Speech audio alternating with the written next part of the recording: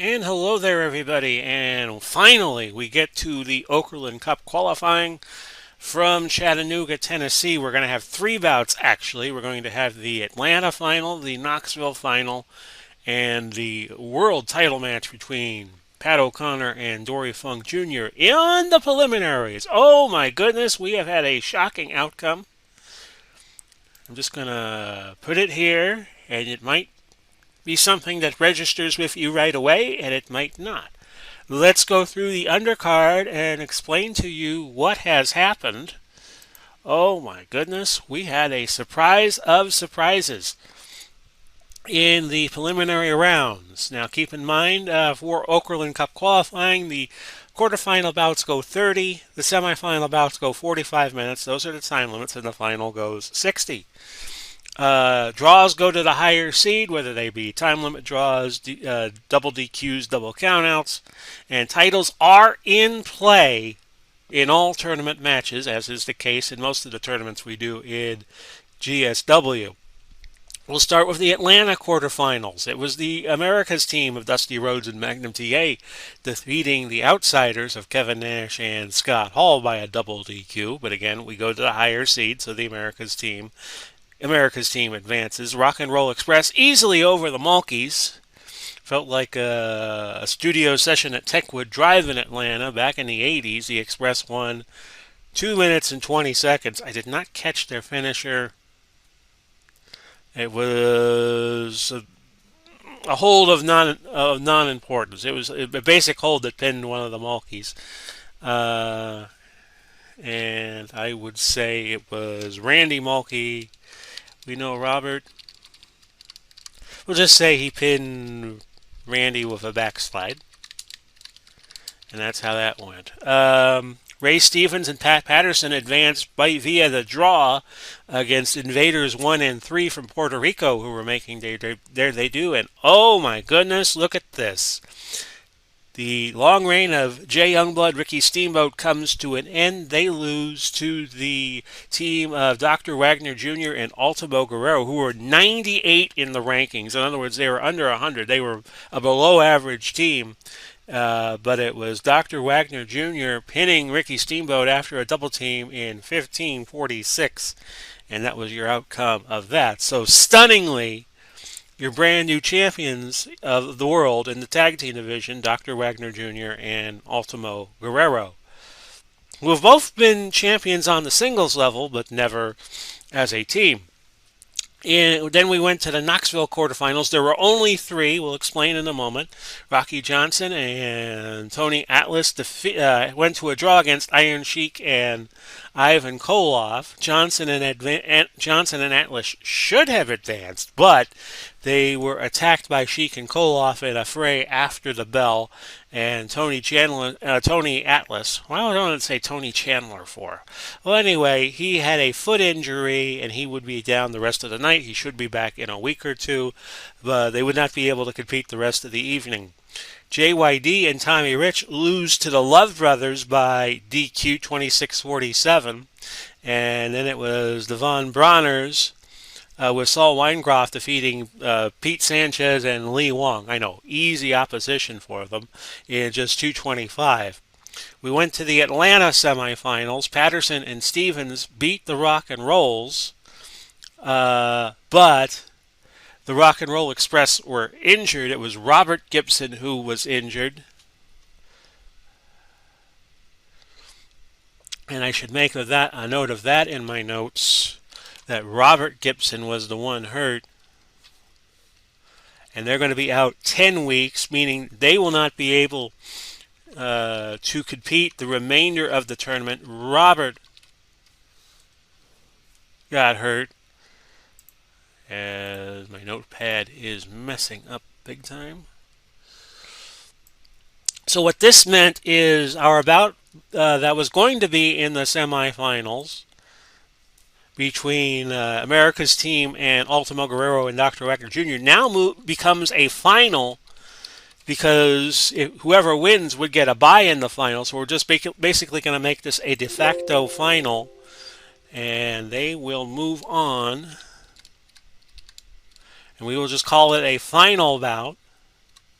and it will be for the World Tag Team titles, and that's the bout you're about to see. So the second semifinal becomes the final, and then we went to our Knoxville semifinal. The Love Brothers win over the Wright Boys in a surprise, and now the Von Brauners had a bye because of the Atlas and Johnson team being injured, so they go to the finals. We've had a lot of buys in this tournament, shockingly so.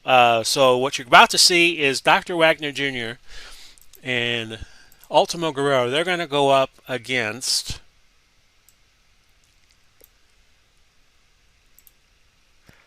America's team. It will be for the World Tag Team titles, so America's team could wind up winning the title a third time here tonight. And Dr. Wagner Jr. and Ultimo Guerrero could wind up being very short-lived champions. But we beat Youngblood and the Steamboat. So we're going to have that match for you first, and then we'll have two other matches afterwards. So it looks like everything is in order. This is one fall 60. We have the minus 10 DQ rule, which already kicks in. And remember, if we should have a drawn result, America's team would wind up advancing, but Ultimo and Wagner Jr. would wind up defending their World Tag Team titles because they didn't lose the championships on a DQ or a double countout or anything like that, or a time limit draw. So you'd have a mixed bag. Ultimo Guerrero and Dr. Wagner Jr. come in with a record of 1-1. America's team 6-2-1. Let's go. And get the bout number 1 over with. And no action to start the bout. An illegal forearm by America's team. Don't think they would get a pin that quickly. No. Auto control loss. Ropes move countered. Low blow by America's team, which is a little less than dignified. Kick by America's team, and a successful tag out having occurred. First bout of 3 we're going to have from you from Chattanooga, Tennessee. And then whoever leaves Chattanooga as the world champ has to go to Tokyo and battle Hiroyoshi Tenzan for the world champ title again. So you're going to have back-to-back title defenses here on Grand Slam Saturday of the world title. Belly to belly by Magnum. Oh, they almost got it right there. The count needed was 15 or under, and they got a 24. Don't tell Kiefer Sutherland. Drop kick by America's team, and a body slam by Wagner Jr. Body slam countered by America's team. Here comes the champs with a legal chop, no pin. We're 5 minutes in. The champions trailing a little bit. Reverse suplex by the challengers countered. The champions countered. Kick by America's team. Legal knee, no pin. Illegal choking. Remember, if we have a draw of some sort, Wagner and Guerrero will be the champs, but Magnum TA and Dusty Rhodes will win the Atlanta Circuit Tournament. So that's, kind of a mixed bag result should we have it. If we have it, we don't know yet. So we're at 8 minutes into the bout. Now the challengers trail a little bit. Illegal choking by America's team. That does not result in a pin. Submission move. No pin. Legal leg hold. 5 points off. Wagner Jr. and they're going for the body scissors. And submission's not going to score here. Wagner driver by the champs, no pin, obviously by Dr. Wagner Jr. Belly-to-belly suplex again by Magnum, but this time it was countered by the champs. We'll go for a headlock and score of it. Legal whip to the ropes. And a knee to the face. No pin. Whip to the ropes. Body slam. Body slam by the challengers. No pin. Punches by the challengers. Auto control loss. Suplex attempt. No pin. Kick by Wagner and Ultimo. Pinhold, a body press. And they get him. The champs retain the championship, surprisingly, and they win the Atlanta circuit, even though they were 8 seeded. So there you go, folks. Wagner and Guerrero show it was not a fluke, and they win the Atlanta circuit by defeating America's team to retain, and they win the Atlanta circuit. So let's see, that's 106, 130, that's 6 more points to the champs. Time of the fall was 15:34, and it was, we'll say, Guerrero pinning TA on a body press.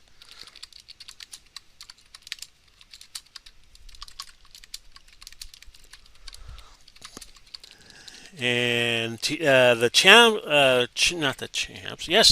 did have a big lead. They had about a 90-point lead when the fall occurred, 97 points. So I got a 3-star rating.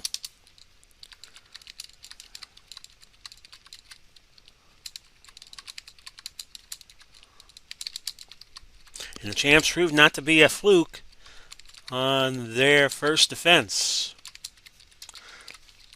So now we will take you to the Knoxville final. And that's going to be for the International Championship. And the champs have been for many a week now, the Von Brauners. And Saul Reingroff has been helping them out as their manager. Doesn't interfere too often. And they're going to face the upstart Love Brothers, fellow heels. But the Knoxville Championship at stake in this tournament. And they're a decent tag team, rated at 150. So this will go 60. And this will be for the International Tag Championship, which I forgot to mark down here. So let me do that again real fast.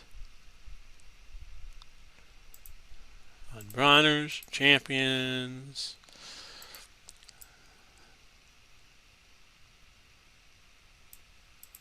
Saul Weingroff, Love Brothers. The thing about errors is you gotta try to catch them before you don't catch them. And this cannot be defend the title because it is the finals of a tournament. Now I think we have everything right, and we do. The champs can trade out their ropes arm hold because the Love Brothers have a trade that does not involve ropes, hair pull to arm hold. So let's get this bout started. The champs are 7-2 this year. The Love Brothers are 2-0, and they got both wins in this tournament. So let's play ball here. Tag out occurred, double teaming by the Love Brothers. If they win by pinfall or submission, they are the new International Tag Championships, and they win the Knoxville tournament. They could also win by countout or by DQ, which I think is already taken into consideration. Which is the minus 10 DQs automatically done. So they could win by DQ and not be champs and win the Knoxville tournament. But we'll go through all of that. Oh, foreign object. Foreign objects, they bashed the head of Von Brauner, and it looks like was blood drawn earlier? Yes, blood was drawn earlier. Notice the Von Brauners are cut. The Love Brothers lead after 3.5 minutes by a little bit. Illegal choking. Tag out occurred. Auto control loss. The illegal pin attempt was nullified by the referee. Good job. Slam over the knee by the Von Brauners. And it's a double DQ. It's a double DQ. It broke down quickly. The bout broke down quickly. The double DQ means the Von Brauners are going to keep their titles, and they win the Knoxville tournament by virtue of being the higher seed. So, that's 3 points for the Love Brothers. Time of the fall was 6:03. Ball gets out of hand. So this was called off. 121 and 9 in cuts for the Von Brauner's. 118 for the Loves. Even bout pretty much. And even with it being a final, I am writing down.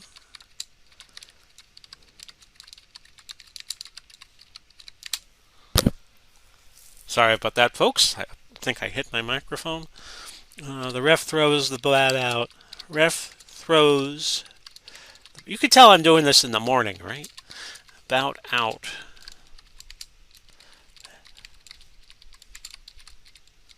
As the heel teams constantly bend the rules. We're ready for our world title bout. This is Dory Funk Jr. Over here on the right, he's going after Pat O'Connor, who is now the reigning world champ. A couple of weeks ago in St. Louis, it was O'Connor winning the title surprisingly over Dory Funk Jr. And now this is the rematch here in Chattanooga, and then whoever leaves as champ will have to go on the road and face Hiroyoshi Tenzan in our very next bout from Tokyo, Japan. So let's get it started.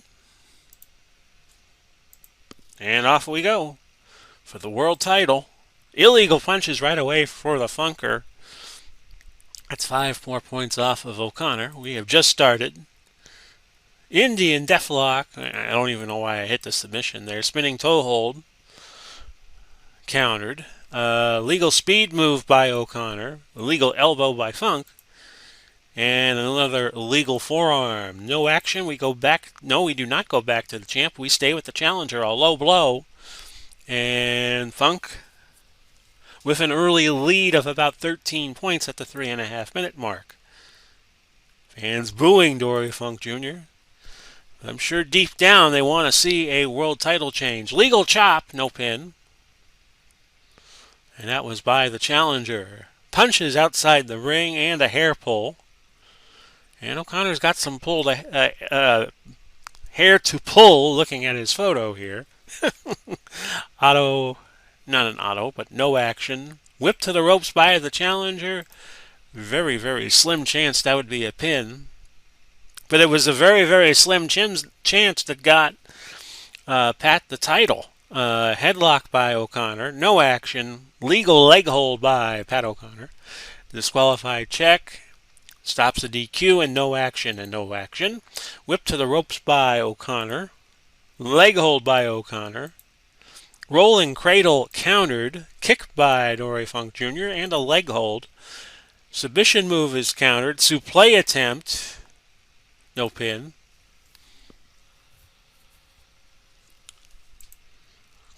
Legal forearm. Almost got it. Almost got the pin right there. It was a 4. Needed a 1, 2, or 3, and he got a 4. Auto control loss. Back to the challenger with no action. Back to the challenger again. Auto control loss. Dory Funk Jr. not using his champion's card. Was 1-0-1. Got a win over Jim Lundos by submission, and that's what got him the world title. And I messed up again. Actually, no, I did not. No, I did not. He beat Savage and he beat Kolokoriani. Okay, folks, my bad. My bad. We could play on no action for O'Connor and a kick. A kick by Pat O'Connor. Rolling cradle. Does not get the pin. It only had about a 13 1/3 to 1 chance of getting it. No action. Camel clutch. Body slam by O'Connor. Could not get the 3. No action. Arm hold. Arm hold used by O'Connor. And a submission. Well, that's not going to score. Sleeper. A sleeper, but does not score a submission. Does not trigger a submission check. And I probably wouldn't run it if I did because of the low odds. Ropes move by O'Connor. No pin. Leg hold by O'Connor. And followed by a pin hold. No pin. Eye gouge by Dory Funk Jr. and a supplé attempt. No pin. Kick countered. Whip to the ropes by O'Connor. No pin. Abdominal stretch by Pat O'Connor. A few points off there. Indian Deathlock, well, that doesn't really have a chance of scoring. So O'Connor has built a good lead. We're at the 22-minute mark already. Arm hold by Pat O'Connor. And a supplé attempt countered. Arm hold by Dory. He goes for a supplé. Not a big chance of scoring a pin there. No pin. Gotta get a 1 on a 40. And the spinning toe hold's not going to score a submission. Because it's 36-35-0. You know, if you have a 0 in 40 chance of something, then it's not going to happen. Body slam by the champ, followed by a small package. No pin. We are 25.5 into the bout. The champion holding a bit of a lead. No action. Body slam by the champion, followed by a headlock and a neck hold and an arm hold. And the challenger, Dory Funk Jr., comes back with a face rake. Submission move. No pin. No submission. I don't even, as I always say, I don't even know why I ran it. Leg hold by Dory Jr. A body slam countered. Inside cradle by the champ does not score a pin. Pinhold countered. Elbow by Dory Funk Jr. Kick by the champ. Biting by the challenger. He's getting desperate. Rewarding halfway through the bout. No blood yet. And the champion has about a 77-point lead at this point. A little bit of a fan boost here from the fans to Pat O'Connor. Kick by O'Connor. No action and an auto control loss. Disqualify check. Legal arm hold countered. Arm hold countered. Throw by O'Connor. Scores. Supplé attempt on the former champ. Does not get it done. And we move on. We're at the 33-minute mark. No action. Roll up by Dory Funk. No pin. No pin yet. And we play on. We're at 34-40. Submission's not going to count. Kick by the challenger. No action and no action. Pinhold. Body press by the champ. And he gets him. He gets the pin. And he shows Dory Funk Jr. winning the title a couple of weeks ago in St. Louis was not a fluke. Pat O'Connor is going to move ahead of Dory in the rankings. And he retains tonight by pinfall. Actually, I'm recording this on a Tuesday morning. And O'Connor prevails 36-29. Excellent bout between these two.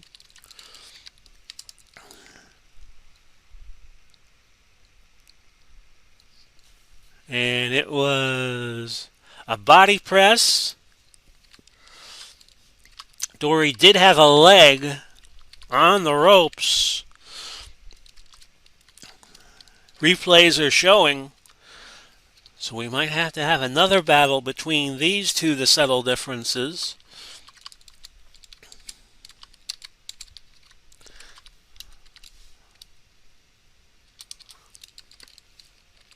In fact, that's what I'm going to write down. Replays show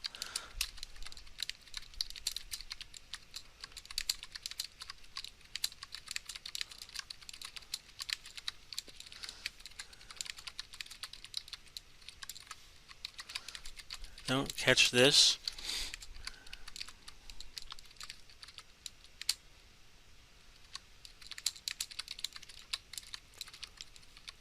Next week already in the air. And that's going to do it for Chattanooga action.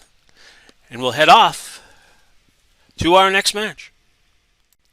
And welcome to our last stop here on Grand Slam Saturday. My apologies for such a short tour this week. Had some personal problems, as I alluded to on the Big Paulie's World of Sports Sims Facebook page.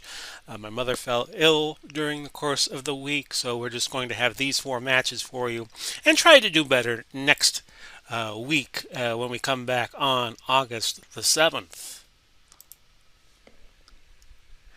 And with that, I show you, and it's not at the best of angles, so hang on a moment, folks.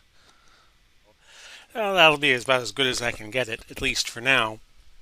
And this is the world title match between Pat O'Connor and Hiroyoshi Tenzan. We'll go through the card as it was, as I did it last night.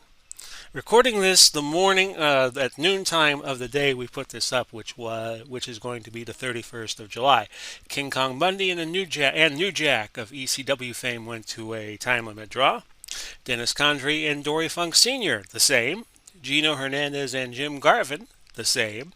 Shinsuke Nakamura and Boba Brazil also went to a draw. Larry Zbyszko defeated a babyface Ken Patera with a neck breaker, so Patera might be heading off to greener pastures. Although I hear rumors that there could be some mergers coming up in GSW, that there was some American promoters in the stands in Tokyo, and we'll see how that plays out, probably in the next week or two. Bruiser Brody and Stan Hansen win by DQ over Negro Casas and Ultimo Dragon.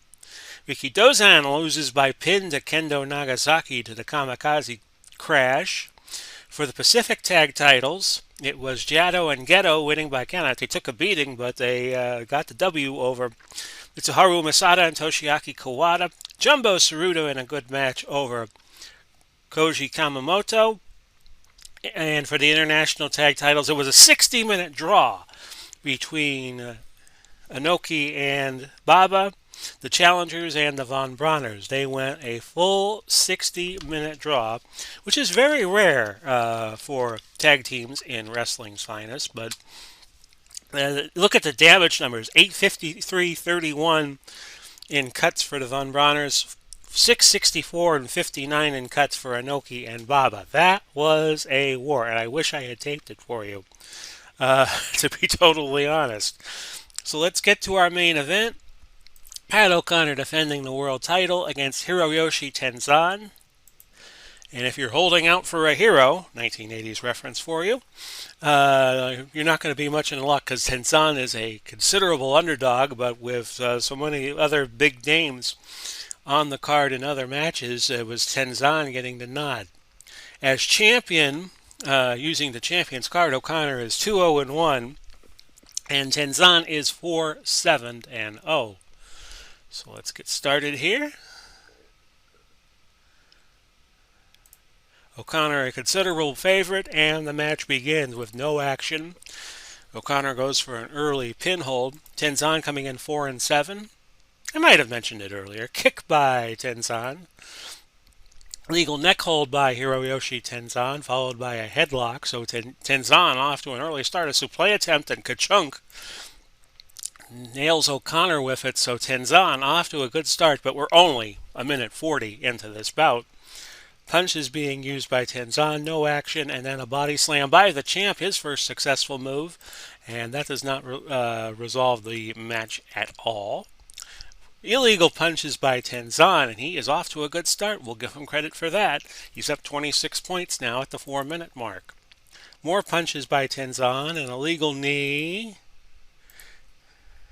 to the back of O'Connor.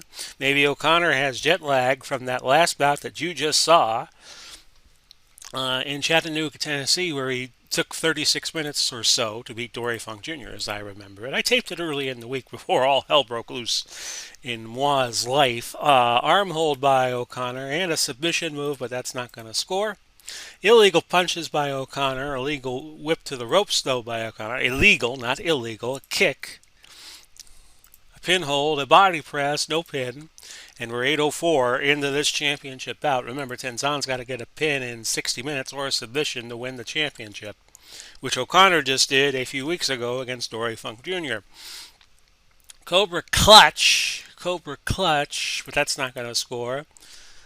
Choking by O'Connor, face rake by O'Connor, and a suplex attempt right back by the challenger, but that's not going to get a pin. Odds on getting a pin here, kind of remote. Kind of like seeing somebody in Zimbabwe winning an Olympic gold medal in water polo. And we have a cut on O'Connor. O'Connor is cut 35, 38-point cut, so it was a cut lip and blood oozing out, kind of serious.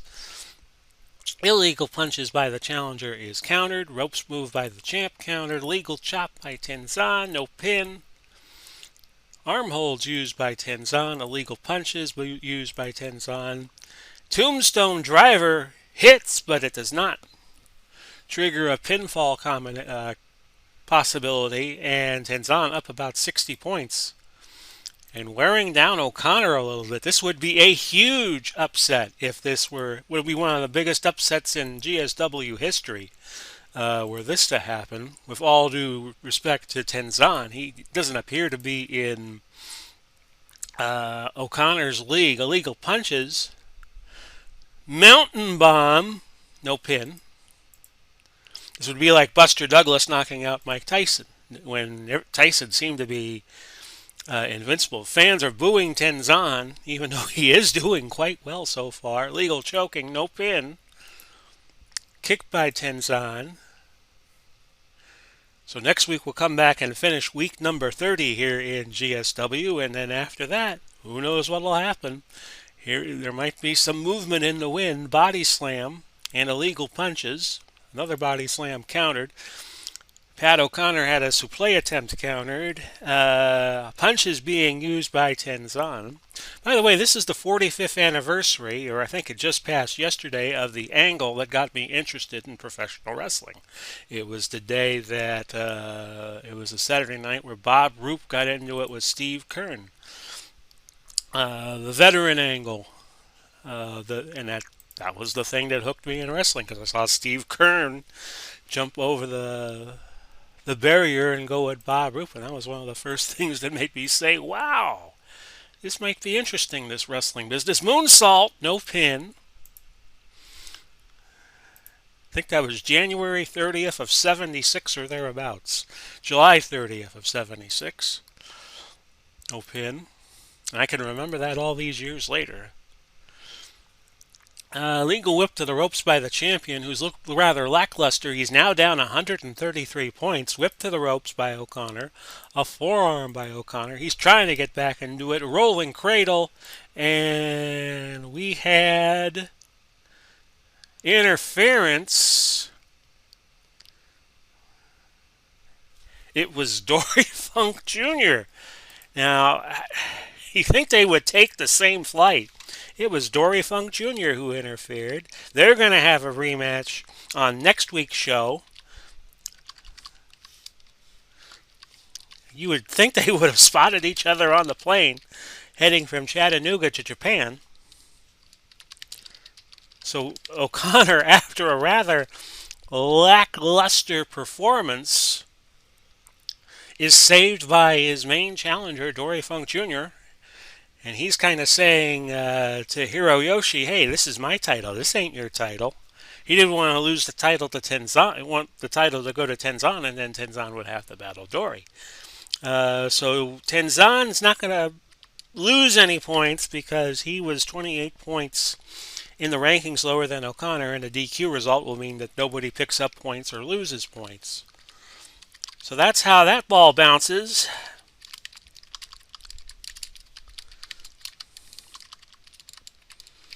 And these two, Dory Funk Jr. and Pat O'Connor, will have a rematch on next week's show in Chattanooga, Tennessee. Not in It won't be Chattanooga. Where is next week's card going to be? The Okerlund Cut. It's going to be Little Rock, Arkansas. That's where it's going to be.